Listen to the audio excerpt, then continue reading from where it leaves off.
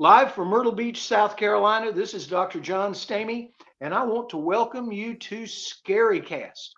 As usual, we got another one of these bang up shows. I am so looking forward to introducing all the scary casters out there to our guest. Tonight, our co hosts are from Ewing, Virginia, where they have, and I found out the other day, they don't have a stoplight, they don't have a blinking yellow light, they have a stop sign. That's about where I grew up. Matt Delph, how are you, the badass monster hunter? How are you doing tonight, Matt? I'm doing good, but they actually do. They do have one caution light. That's the only light in the whole town, though. Oh, they do? So, Okay. For some reason, yep, I one caution missed light, it. no stoplight, and that's it. All right, good. I can't wait to go up there. Do they have at least a place to eat? Yeah, they. If you like gas station food, gas stations here. You got tanning beds in the gas station. You can rent a VHS cassette. You can buy bait for fishing, and you get your gas and everything all in the same place. So Listen, there's nothing better than a gas station hot dog. You know that, right? that's right. That That's is right. right. I grew up on those. That's great. Well, anyway, glad to have you here. And from Niagara Falls, Canada, from way away, and he is so helpful and helps me get stuff going on the YouTube channel and everything. Mark Johnston, how are you doing tonight, Mark? Hey, what's up, guys? I'm really excited for today's show. The topic of ley lines is something that is always throughout my research has always come one way or another through the spiritual community or the researching ET phenomenon and different literature. So I'm excited to hear what Dan has to say on that, and hopefully ask some questions and later on and see what he has to say. Well, that's great. All right, tonight from Oregon, the man that answers his telephone. That's why he's here tonight. We've had a couple of really great conversations. It's been very, very nice, very helpful. He's taught me a lot because I'm the ultimate learner. I am like a sponge. I want to learn more and more and more. And ley lines are something that I never could figure out until I talked to Dan, and now I've got them a little bit figured out. And he's introduced me to some really great people that I have gotten to meet and know, and we all seem to have a lot of mutual friends in common, so it's wonderful. Ladies and gentlemen, from Oregon, the one and only Dan Shaw. How are you doing tonight, Dan? Real good to see you. Thanks for having me on. You're welcome. I mean, it's just wonderful to have you here. I guess I'll start out by saying I was looking the voice. I always talk about the voice. The voice always talks to me. The voice said Saturday night, you need to look up ley lines. And a lot of times when the voice talks to me, I get very interesting results on Google that I don't normally get. And I know that may sound crazy, but that's, I said, I wonder what this is. And I think you were the first one down after the sponsored results. And you had a really great site. And it said, if you want more information, call this number. Well, I did. I'm just dumb enough from Burke County, North Carolina. I'll call the number. And golly, he texted me back the next day. We had a great conversation, and he put me on to some really good stuff that I will say in my paranormal research is certainly life changing. So it's wonderful. Now, Dan, a lot of our fans want to know about ley lines, but they don't know what they are. Do you mind giving us the thumbnail sketch of what a ley line is, and then we'll get into some more advanced topics? But tell everybody what a ley line is and kind of what some of your research is. It sounds really interesting. Sure. The term ley line is a very precise and specific alignment of energetic points in the landscape. And those may be natural points or man-made monuments, but ley line refers to specifically a rifle straight alignment of points in the landscape. These would be intervisible, and you'd be able to see from one to the other as you were traversing the landscape. But I'm interested in much broader range of earth energy. So ley line's very narrow. There are many other different kinds of earth energy patterns. There are circles and overlapping circles that form the Vesica Pisces, and there are 5-pointed stars, 6, 7-pointed stars, on and on, all manner of different kinds of landscape geometries. And I'm particularly interested in the geometries. The lines are not, to my mind, not entirely conclusive unless you have a statistically significant number of points and a very small distance on the landscape. Otherwise, we're subject to seeing patterns in the landscape where really there are none. So I'm looking for geometries, and not just geometries, but the geometry is one kind of a vortex marker that I find very persuasive. So we have lines, we have rings, and all manner of shapes in the landscape, even astrological zodiacal shapes in the landscape. So those are also, I think, profoundly informative and meaningful in a mythological sense. Okay. So ley lines, one narrow type of earth energies. All right. That seem to go all over in different directions, I would guess, if I had to add just a sentence or two about it. We could unravel that a little more for sure, because there are many Sure. different researchers. Some of them are using dowsing. There's many different systems of lines. Some of these lines would encircle the globe, much like equators. So yes, where do we start? Right. Now, I've got a comment I'm dying to make. When you said this idea that we as humans look at something and we superimpose patterns on physical things. I don't believe that. Now, that's just my own personal belief. And I come from the world of computer science. The best selling book in all of computer science is Design Patterns, Elements of Reusable Programs.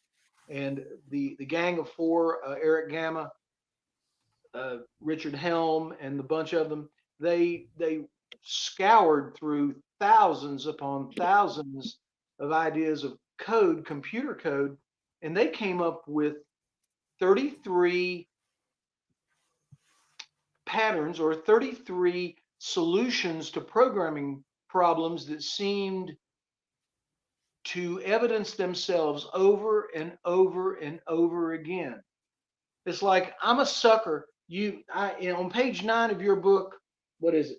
Supernatural places and visionary maps. There on page 9, you've got a picture of Sumerian apparitions. You have one over there in Portugal at Fatima, but then you have two more that seem like they're really real and they go in a line. Now, I'm sorry, that's a pattern to me. I like to be inclusive. Is that okay? You can ask me something.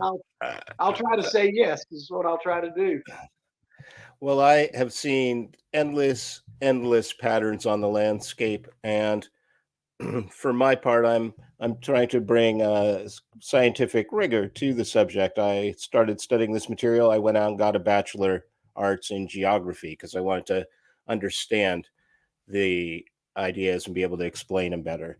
So, if you have a random pattern of dots, you can then draw any number of patterns within it. You can draw lines, you can draw circles. So, for me, that's not enough. I'm looking for conformations, multiple conformations. So you may have a circle of points, but you have then another circle that is twice the size, or perhaps in a phi ratio to the original circle, or overlapping circles that form an elegant vesica Pisces. Or, what are we looking at? Because if we're looking at the landscape itself, then we haven't even addressed or begun to approach the idea of meaning. What does this mean that there's a natural, nearly perfect circle of landforms, 19 mountains and bodies of water around the Grand Tetons?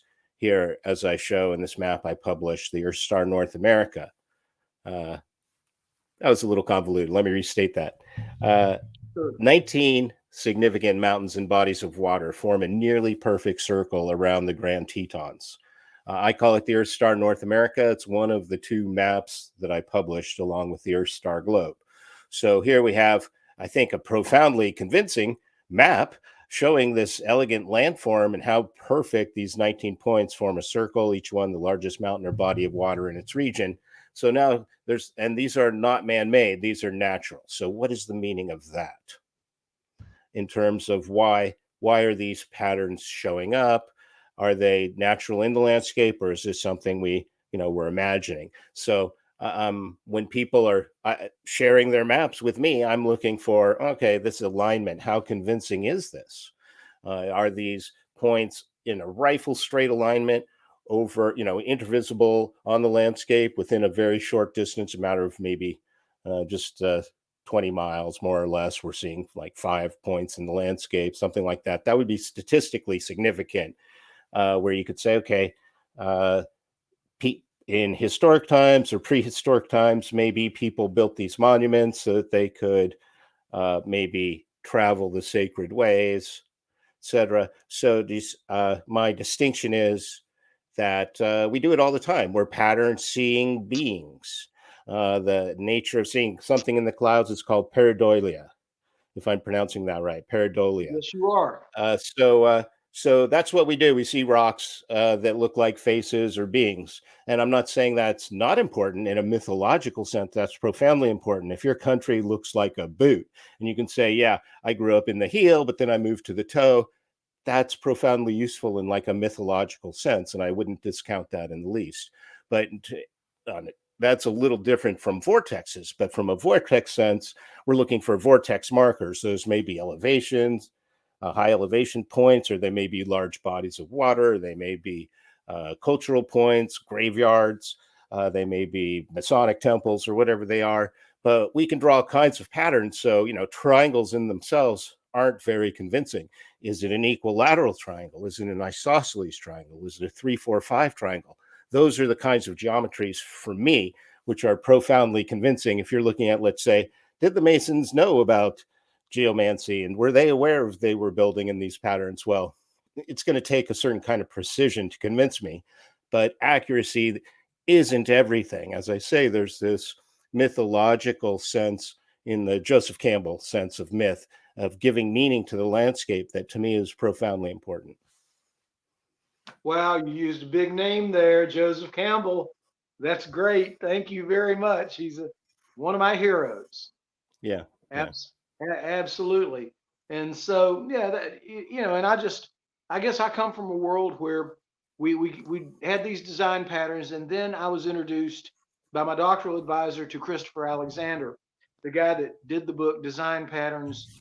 He came up with 235 patterns that create everyday life in the world of villages in England.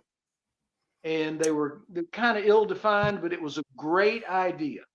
And that's where the design patterns came from. I think my first internationally famous refereed paper was Christopher Alexander's 15 properties applied to the internet. And I found his internet. I found on the internet examples of those 15 properties in architecture. And I thought it was great, and that did create a buzz. I'm so glad that I had a paper or two that weren't just looked down upon. I mean, in the world of academia, it's tough to get a good paper. And then I have my best paper, Design Patterns and Trees: The Theory of Inventive Problem Solving, from Russia. And I have a hypothesis. I need to sit down and prove it sometime. There are not 35. There are like 70 some design patterns, because there's this meta language, this language of how you combine things and create solutions to problems. And that's what design patterns are. They are solutions to programming problems. I'm going to get off this in a minute. But the fact is, there's just such a wonderful landscape when you go to areas that don't seem, they're disparate. They're not the same. And you put them together, and all of a sudden you see wonderful correlations. So it's fun. I guess it's my kind of mind games and stuff like that. So anyway, but thanks. Those were great. Well, let me stop you there. Yeah. Christopher Alexander is one of my great heroes and probably 5 favorite authors. And he really was one of the Berkeley architects who wrote a pattern language, right, which is one of a set of 3 books. So I I have think the them one over you there. mentioned is They're over there on my mantle, buddy. brilliant books. And those inspired a set of design principles for how groups work, which is called the Group Works deck. The Group Works deck is a brilliant deck of cards where each card represents one of the design principles of how groups operate. So I'm just tickled that the conversation takes this turn. I can't recommend highly enough a pattern language. And that does tie in, from my standpoint, to earth energies, vortexes, and ley lines. People often ask me, like in the Venn diagram, how does that overlap with, say, feng shui? And feng shui, very, I would say, narrow or specific school of working with earth energies, of geomancy. And I'm not well schooled in the feng shui school of earth energies, but I think there's, a profound overlap, of course, between the things that I'm doing in my approach and feng shui. So the design principles in the pattern language, and again, pattern language is a book about the patterns of design and architecture, and he uses language in a more metaphoric sense, as though you have words that are making up sentences. He's using language in that way in the realm of design.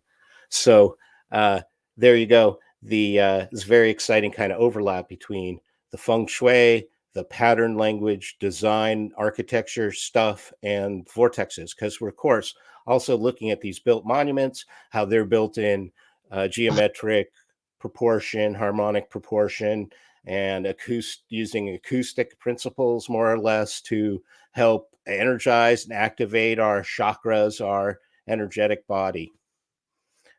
So thanks for that digression. That was beautiful. You're welcome. We've definitely got a lot to talk about, because my dissertation was on design patterns right out of the Christopher Alexander stuff. So this is going to be so much fun. That's what happens on ScaryCast. We start talking about stuff and we find so many commonalities. I guess I just do this to meet people and find out what they do. It's really great.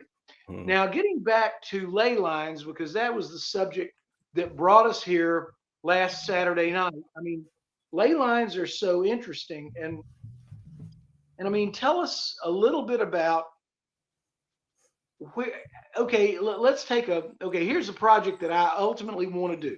Rabun County, Georgia. I truly believe it's one of the most paranormal spots in the universe, and one especially little village. And I've had many experiences there. Well, so the line that Pete Champeau has on his Stone Mountain Circle, it goes from Stone Mountain up to Pilot Mountain, and it's right on the edge of Rabun County, which I thought was wonderful. And he said that is a major, major, major ley line. Is that correct? Well, I wouldn't dare disagree with Peter Champeau. He's the real deal. He's quite a visionary. His website is geometryofplace.com, and Right. he has some kind of visionary ability. First of all, to communicate, he's a profound communicator, but to recognize patterns in the landscape. So he's finding all kinds of geometric spirals, and he's one of my co-authors and one of the most prolific geomancers if not the most, that I know of in North America. And so he's generated just so many maps, and he's just one of many researchers. So I can't hardly begin to keep track. But to answer your question, let me see if I can get right to the end. There is a system of global ley lines, and I would say those are the major ley lines. And then there's many, many subdivisions of those, which I would call secondary or minor lines. And the global lines you can think of as a system of hoops like the equator. Generally, the best recognized system is the one which is a combination of the icosahedron and dodecahedron. That was popularized first by Chris Bird, then by Becker and Huygens, David Childress. Dozens of books have been written on the Earth star globe. That's a combination of two platonic solids, the icosahedron and the dodecahedron. Those two platonic solids nest perfectly within each other. Then that gives you the foundation, the basis for the one of the many Earth grid systems. But that gives you a system of major global ley lines. And then as you zoom into different regions or areas, you get just innumerable other systems that may or may not correspond with that global system.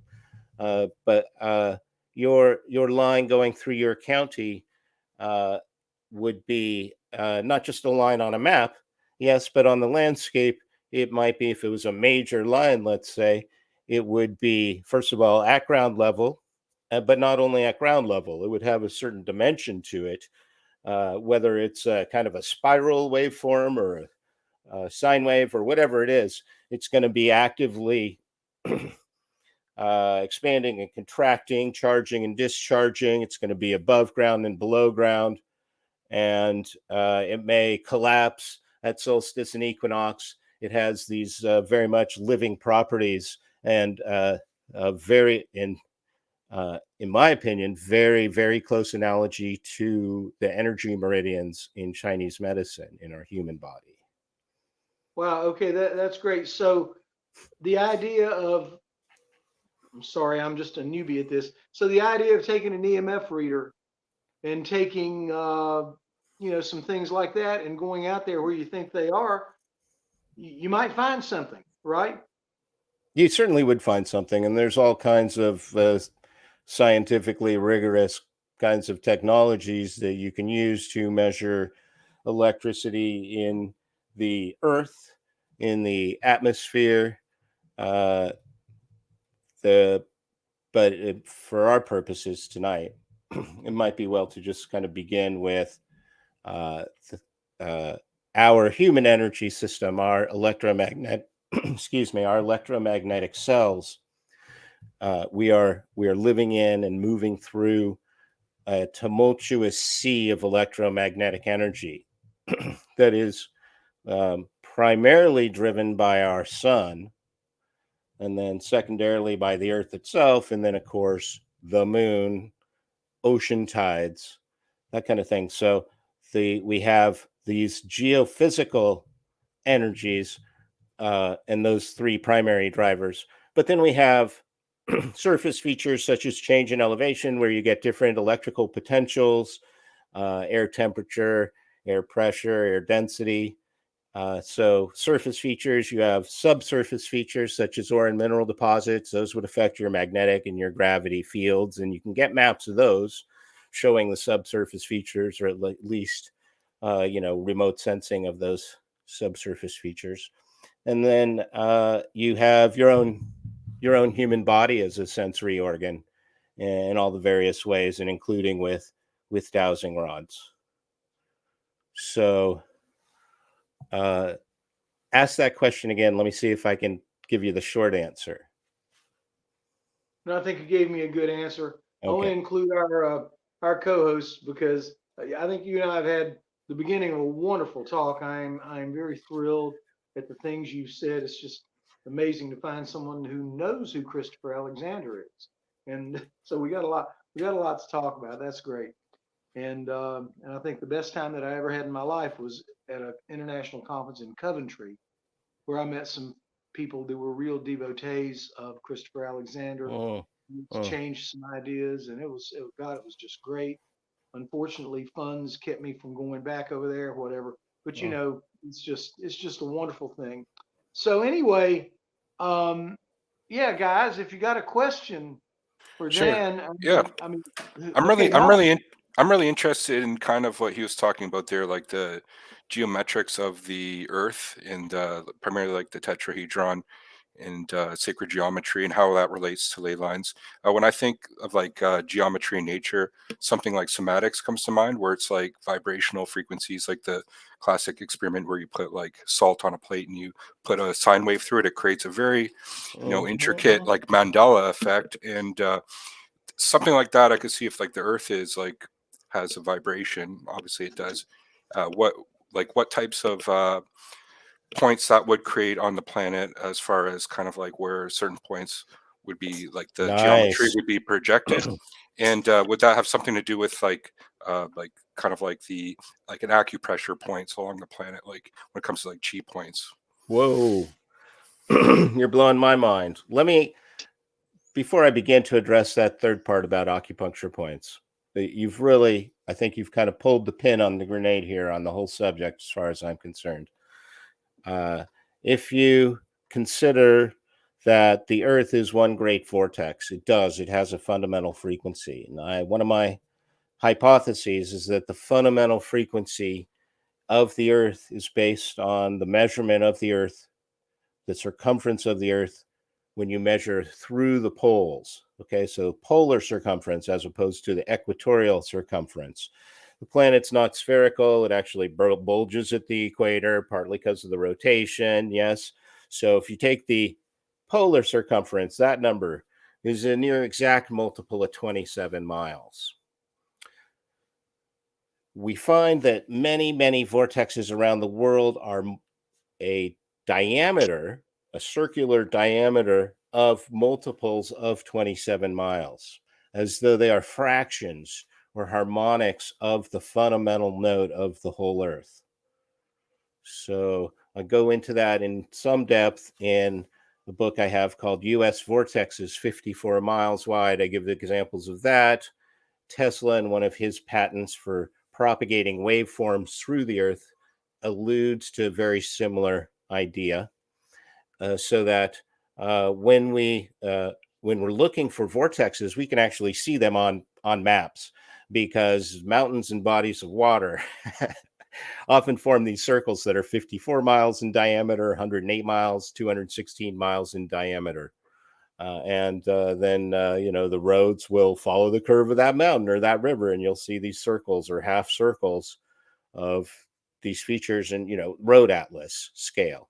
So we do see that recurring pattern with vortexes. They seem to have a kind of specific geometry within themselves as well. Some researchers, my co-author Nick Nelson, finds Fibonacci spiral within each vortex. So a lot depends on which researcher you ask. But I have an idea that you find vortexes in equilateral triangles for the reason that similar to like acoustic theory, broadcast and antenna theory, if you have a pattern and energy broadcasting from a single point, you don't really have a stable waveform. But if you have that sound or energy broadcasting from 3 points that are equidistant, then they have a kind of a constructive interference, and you get a more stable waveform. So for those of you who have a little acoustic background, something that may kind of set off a light bulb. So there seems to be some kind of energy in these points, that's energy accumulating and charging over a period of time and then discharging. Okay, so what I hear you saying is that maybe that at certain points of the Earth where harmonics cross or meet, there's like either a harmonic or disharmonic relationship, like a perfect fifth or in a circle of fifths kind of aspect of things. Oh my gosh. Well, I like the way you think, for sure. We're kind of presuming a couple things here. First of all, we're trying to map on either a two-dimensional plane, like an actual map, wall map, or like we're trying to conceive of a three-dimensional phenomena, or our conception is limited to 3 dimensions, where the phenomena itself may actually be more than 3-dimensional. But there's this turbulent energy going on, and we're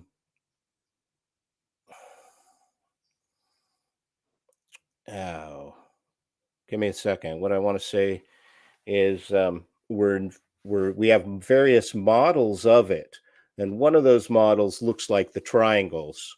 Yeah, I talked about the equators. The different equators are great circles around the Earth, and one way that you look at it, you're like, aha, snapshot in time, it looks like a bunch of equilateral triangles. But that's maybe just like a cross-sectional slice or like a frame out of a movie, and it may be just way more complex than we can even imagine. May have kind of a toroidal shape, and we may exist someplace on this, space-time toroid.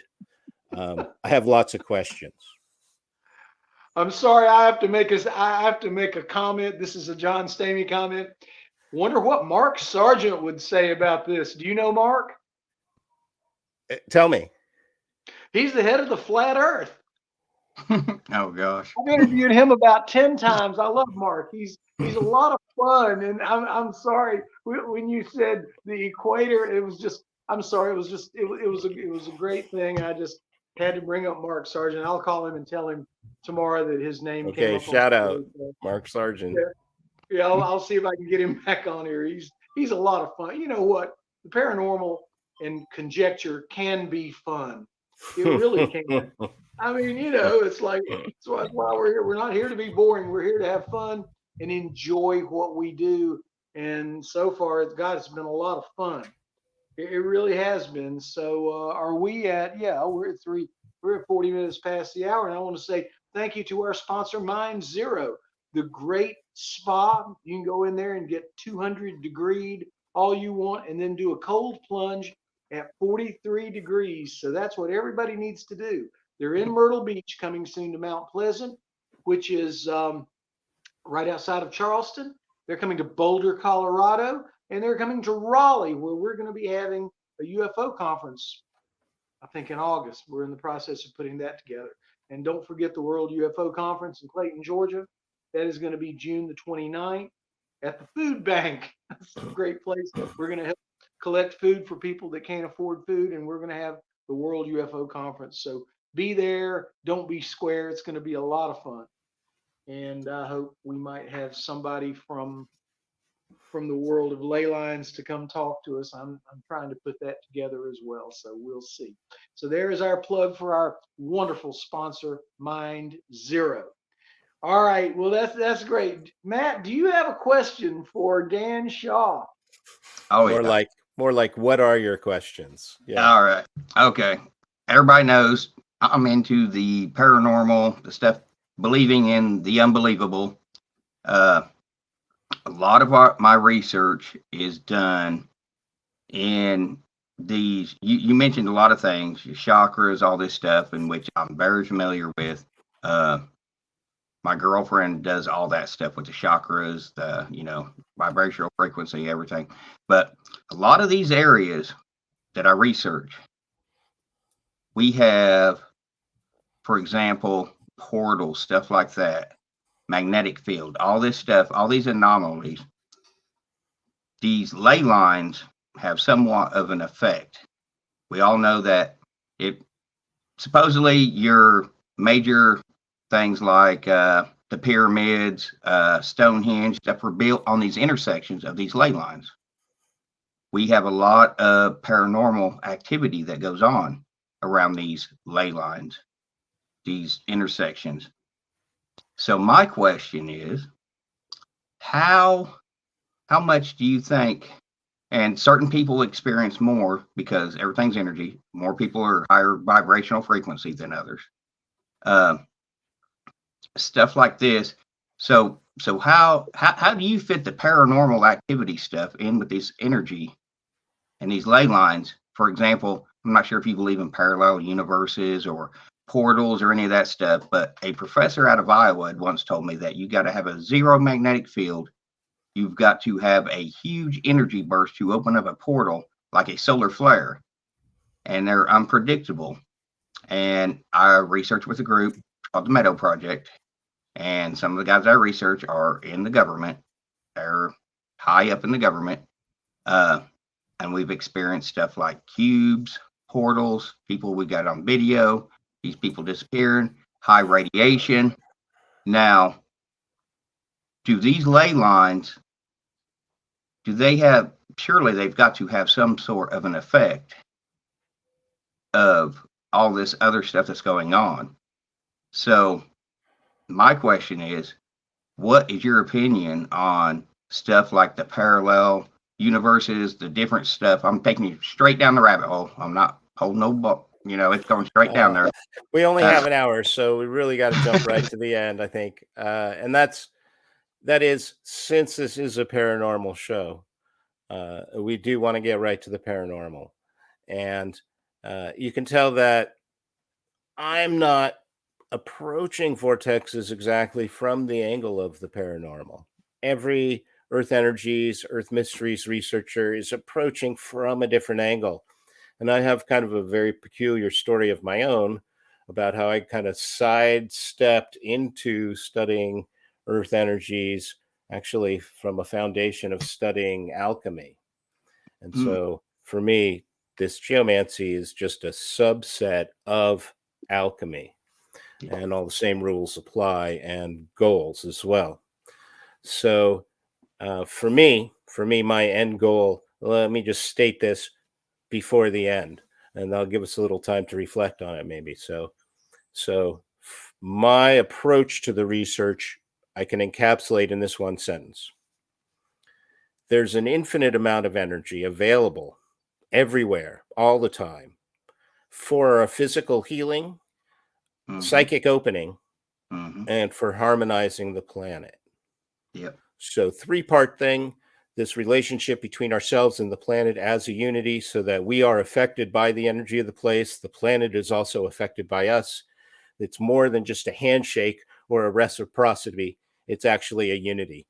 And I'm going in as an energy worker, as a healer, working to perfect my mental, emotional, spiritual, and physical bodies towards, I would say, the inevitable physical ascension.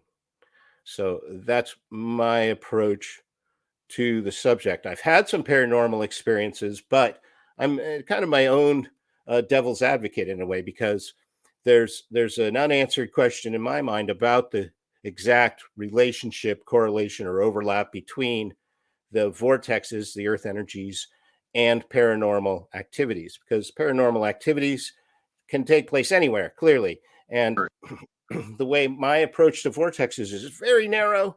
When I'm talking about vortexes in the sense of the interdimensional gateway, supernatural doorway, these things are very real for me. I have not direct experience, but direct testimonial from trusted people who have had experiences where they nearly went through. And I take it very seriously that, if there is an interdimensional supernatural doorway of some kind, it may very well be a one-way doorway. And it's not the kind of thing you want to mess around with unless you're really committed to taking a one-way trip. Because I believe that does happen. So not something to mess around with, but I think possible and probable that the government is well aware. We can see military installations of many various kinds, uranium deposits, storage, processing, etc., along the grid, particle accelerators, etc., military bases. So we have a good idea that there are some grid wars going on, and the military is probably using these in some way, shape, or form, experimenting with perhaps time travel or perhaps teleportation. But from my standpoint, pulling it back a little bit from interdimensional doorway, every place offers us an opportunity to connect more deeply with the place, to experience these infinite healing energies that are available to us everywhere all the time. So I want to talk about supernatural gateways. Those are scary, and these, I think, we have some very credible experiences and experiencers around that. But not every vortex is always going to be an interdimensional gateway. But every variation in the electromagnetic field that we experience as we move across the planet, and as where we're at is fluctuating, all of those changes are essentially grist for the mill for our own chakra activation and for energizing, strengthening, perfecting our energy body. Right. As you were talking about the vibrational, my girlfriend is a Reiki master, so I'm all familiar with the whole thing. But a lot of the paranormal activity that I have noticed, the stuff that where it seems like where these ley lines and these vortexes are, the veil is very thin, allowing. I couldn't say it better. Sorry. Go ahead. I mean, I just couldn't say it better myself. I've said that these are places which will enhance our psychic abilities, so that they're great places to go to practice our psychic abilities, whether it's teleportation, time travel, whatever it might be. These places are very supportive of that. Would you agree? Yes, definitely. Can I A lot can of- I can I interject something ahead. here? Go Just like he was talking about his girlfriend being Reiki, I'm a massage therapist here in Canada, and I work like with various points on the human body, energy centers, like along, say, the crown of the skull. And I was thinking, is there some type of like intervention we could do by working with the planet's points as to help heal it, or conversely, help harm it? And if there's different forces on this planet, say good or evil, or angels and demons, or is there kind of a war going on these potential points on the planet to Dang. cause harm Mark, or heal? Mark, you are the master of the complex question. Holy cow. Once again, I have to kind of set aside that second part about, or maybe I'll start with I 100% believe that there is a war between good and evil going on. And it's, to my mind, entirely probable that the Earth grid is involved, and that it's up to us to put that loving energy into the grid and help balance it, because there are forces out there who are using it for, let's say, control, political control, or for purposes that we would think of as being, against our free will, let's say, or not what we would choose or for our highest good. So I think it is incumbent on us, and there are grid workers all over the planet. And you can argue, actually, there's an argument to be made for the Great Pyramid, that was like the original control structure, and that it still controls the planet in profound ways that we're not fully consciously aware of. Maybe still like the controlling point on the entire grid. But for good or ill, it's hard to, unless you just know, you have the experience of whether it's good for you at the moment or not. It's not for me to say whether that that hypothesis is true, whether the Great Pyramid is still affecting the planet in a positive or negative way. It's an unanswered question for me, but I think a profoundly interesting one. So we're able in our own backyard to build monuments at a human scale, let's say, to affect the energy, and people are actively moving around the planet, and let me say, moving rocks, to put it kindly. People are, and I when you visit a sacred place, do not move the rocks. That's what I'm going to say. But if you are psychically in tune, and you can see how you are changing the energy, and you come into a place with a rock and you leave it there, or you adjust the energy when you're there in some way, shape, or form. My favorite way is to take off my shoes, um, revere the threshold, respect the threshold, consciously leave things behind, consciously know what I'm bringing into the space, breathe the air, take in the colors, drink the water if I can, eat a little of local wild food if I can, to connect with the energy of the place. Niagara Falls, brilliant place to do this, because you've got all the electricity of all the waterfall, all that mist in the air, all those negative ions, which are so good for you, colored lights being shown on that mist. You can breathe that in. That's a brilliant visualization, even if you're not at Niagara Falls, for just taking in all the sights, sounds, and stimuli of the place. And then when you leave, and not only withdrawing your own energy to the greatest degree possible, but also maybe carrying a trash bag in and carrying some trash out, and respecting the place in that way. So, lightning round pilgrimage there. Yeah, I agree. Niagara Falls, it does seem to have an energy to it, not just like obviously visually, seeing the great wonder, natural wonder of the world. But I think there is something about the energy there. I always Mhm. thought maybe it was had to do with the water, the vast amount of volume of water, or something else, Mhm. ley lines included. Well, we could definitely dive deeper into what the energetic nature is of the water itself. Here, like the electromagnetic field of the Earth being so turbulent and multidimensional, people aren't generally thinking of it. Water is also highly energetic. It is magnetic, not in the sense that it attracts metal, but in the sense that it does take on the magnetic field in which it exists. So there's a magnetic property to that water, and it's never just pure water. It's always got some dissolved minerals in it. Those are very unique for whatever the location is. And so it's actually can carry an electrical current and does carry. Water has an electrical current. So there's electrical currents in the water. There's, finer, subtler things. Maybe it's carrying a homeopathic amount of gold, something like that. It's got other energetic properties to it. And then there's that layer, and we're talking fresh water, and we're talking surface water, and we're talking flowing water, and every type of waterfall has a different type of energy, and it's just a super rich place for you to take in the healing energy of the vortex, in particular the acoustic energy, because you're getting very rich sound, slightly different in each ear. And the vortex effect has something to do with how you're actually oriented to that sound.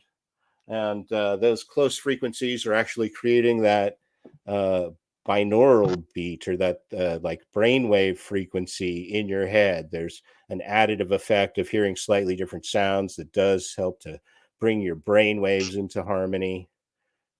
So waterfalls, a brilliant place to go get that vortex effect. But you don't have to travel to some exotic remote location. Wherever you are, there's those energies available to Just you. one more thing to add on. The Niagara Falls does have that kind of full spectrum frequency of kind of the white noise and like a rumbling bass of like the water you get. Sure. Like So I think what you'll find is as you move around the source of the sound, you'll find that it's resonating with different chakras. So, Niagara Falls, that gives you a chance for full scale chakra activation. At one spot, you may feel your solar plexus, another place, your third eye. Interesting. Thank you. All right. Yeah, Dan, I've got a question. First of all, I'll say this has been the longest 4.5 minutes of my life. What? No, honestly, this seems like we've been here an hour in the last 4 minutes. I've got a question that's not. It on the surface it may sound like a stupid question, but not really.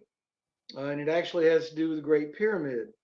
Have you done much studying of A440 versus A432? Little bit. And again, that brings us right back to the 54, because that is what I think of as the perfect tuning of 432. That's a multiple of 54. So what you find is it's almost like this pattern language you were talking about. These laws that we find in how vortexes work, we find in how magnetism works and how music works. We're finding it everywhere. So that 432 pitch, let's half it down. What do we end up with? We end up with 216, again half, 108, again 54. And then we come to 27, which has its own profound beauty. It's that cube. It's 3 cubed. So 3 times 3 is 9, times 3 is 27. So you very much have, some kind of elegant 4-dimensional shadow of a crop circle. And you know what I'm saying? In terms of just the numbers and the geometry of that 432. Circle. We've just hit everything here tonight on ScaryCast. We could talk about crop circles forever. We can't do that. Well, that's great. Matt, do you have another question for Dan? Yeah, I thought that was pretty cool though. I like how he uses the numbers, because I love numbers. That's my forte, and he's using the whole geometry effect and the vibration. Like for example, I didn't know this, but not here recently. I heard that the birds actually, they start chirping and stuff. The vibrational frequency of their, to open up for the plants and stuff like that, to kind of awaken them, to get them going for the day to get started. Now, you were talking about, okay, we've got these, you got the different types of triangles, stuff like that. Like a lot of these weird, like I said, I do a lot of research in all these mysterious places. Anything paranormal, cryptid, anything I go after. Bridgewater Triangle. A lot of these places are always triangular.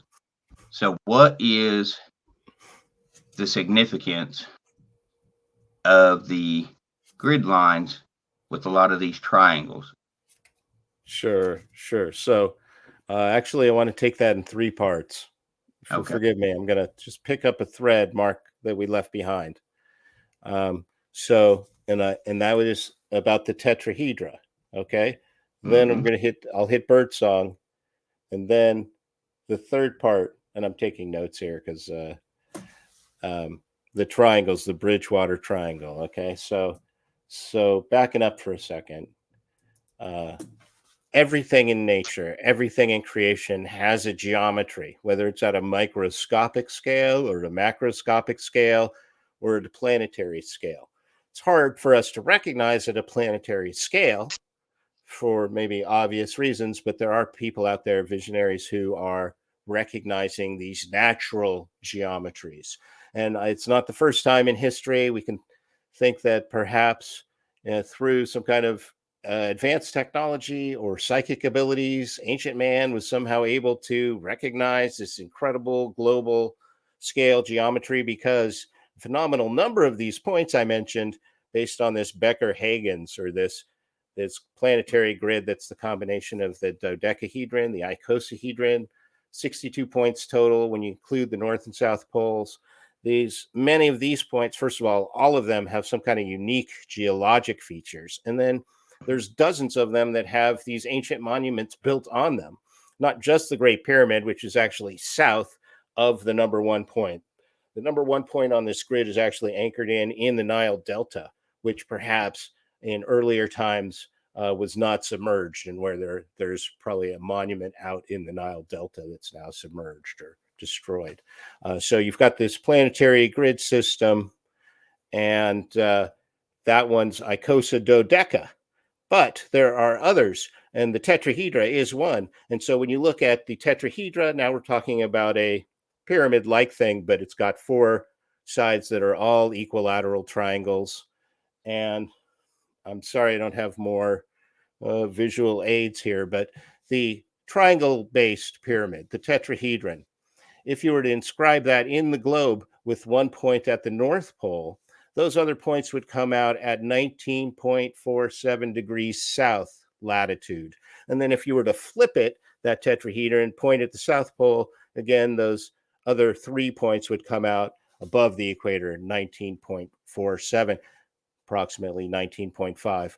And the Mars project, Hoagland called attention to the tetrahedron, the planetary tetrahedron in Mars, because Cydonia is at this approximate point. On Earth, we have the Hawaiian Islands, roughly, I mean, massive, but around that point, 19.5.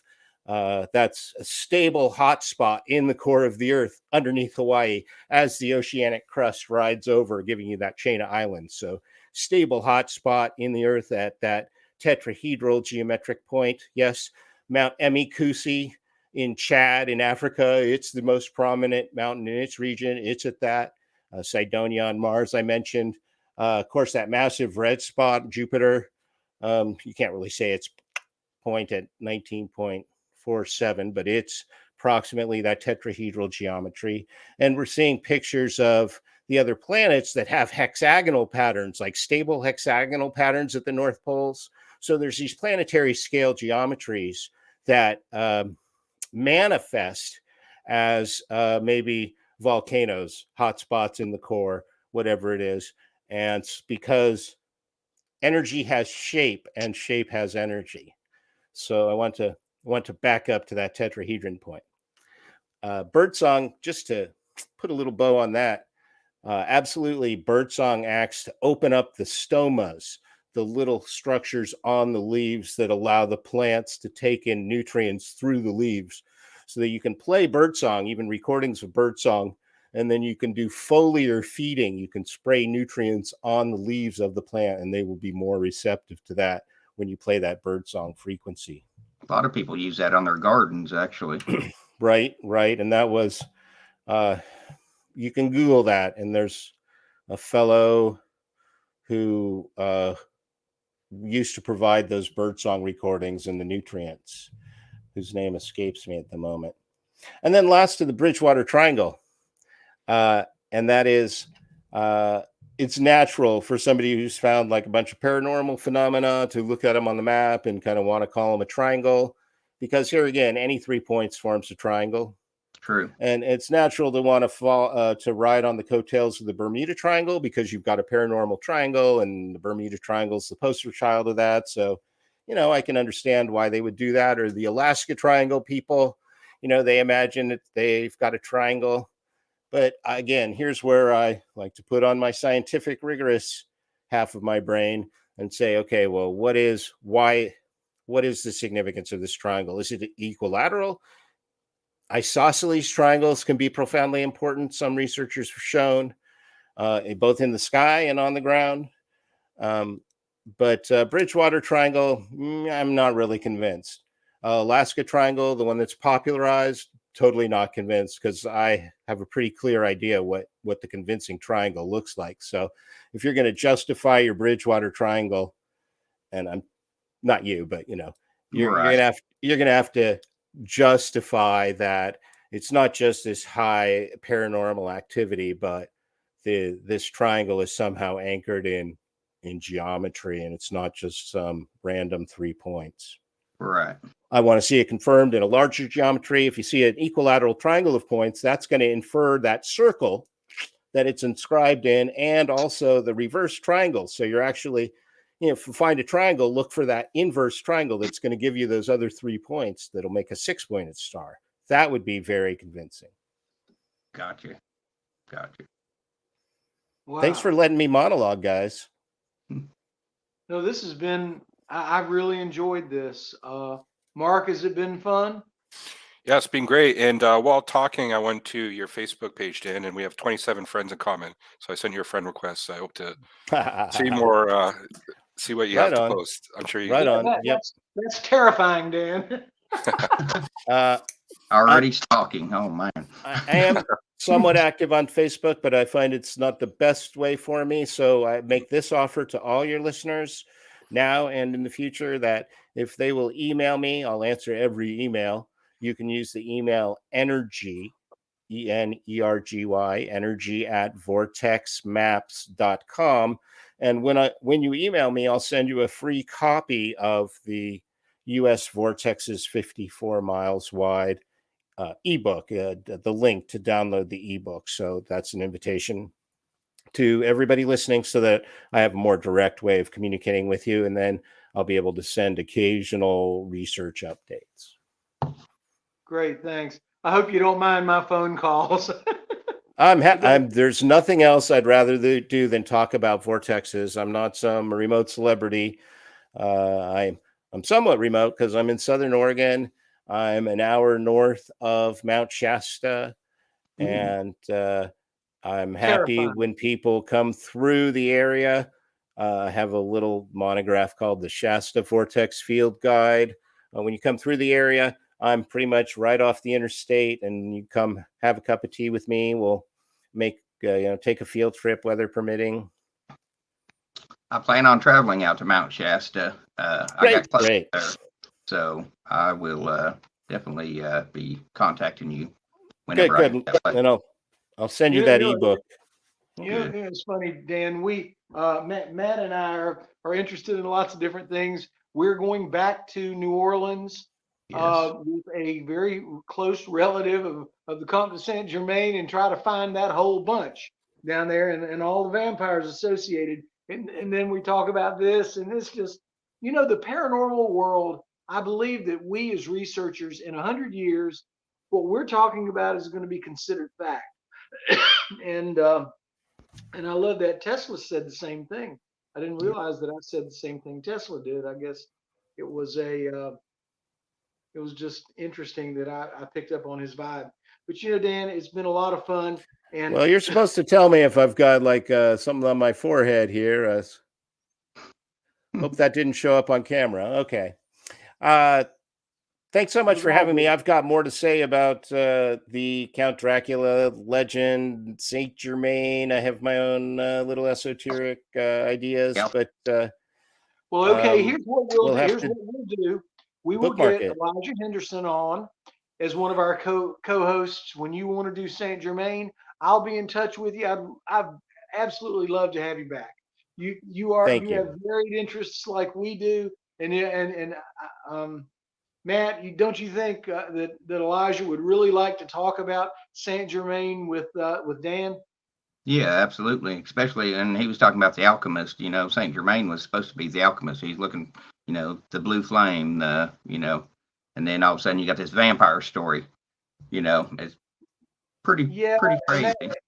and the I more love I thought about it, that might have been a son, but we'll see. There's a Jacques Saint Germain who hit the census in like 1890 in New Yeah. Orleans, and we have some spurious accounts of him being a vampire, and we gotta investigate this. This that's a little too delicious not to investigate, and see what the real story is. It's Did great. he find the eternal flame of light? Was it vampirism? The I question, don't know. It was question something. is out there. People still to this day, when I was in New Orleans, they said, hey, he still comes around. So who knows? It's funny. I You love say about it. New Orleans, and I say New Orleans. Oh, I yeah. can't, I don't know why, but just that's what I grew up with. Anyway, so look, Dan, it's been great. Thank you very much. And I normally do a call around after the show. I always start with the guest and say thank you very much because you've been a marvelous guest. You have opened up so many doors. I hate to tell you how many notes I've taken, and it's very important. This is how I get new topics and everything for ScaryCast. And as I told you earlier in the green room, Pete Shampoo said hello, and I'll be talking with him in a day or two. I told him, I said, if you ever don't want me to call, just call up and say stop calling. And he said, no, can't do that. He's a nice guy. He's the real thing, all right. And so you are too. And I've got great co-hosts. They're wonderful friends, and I just enjoy the heck out of running ScaryCast. It's just all the fun in the world and more. So we'll see everybody next time. We'll be back in a couple of days. This will be up on iHeartRadio, and it will be up on Bigfoot and Company on YouTube. And Mark, I'll get up when I do the call around. I'll get up with you on getting everything out to you. So thanks a lot, Dan. You're the best. Mark, you're the thank best. you. Yeah, great show. Interesting stuff, Dan. Really, Nice to really meet you enjoyed it. guys. Nice to Let me meet you. just say, Let me to all listeners, on your pilgrimages, on your way, angels certainly guide your way. They do. Thanks a lot. I am going to press end and all that, and we'll be done for tonight, but we'll be back. Thanks a lot, Okay. and take care, everybody. All right. Thank you. Good night, God bless. everyone. Good night.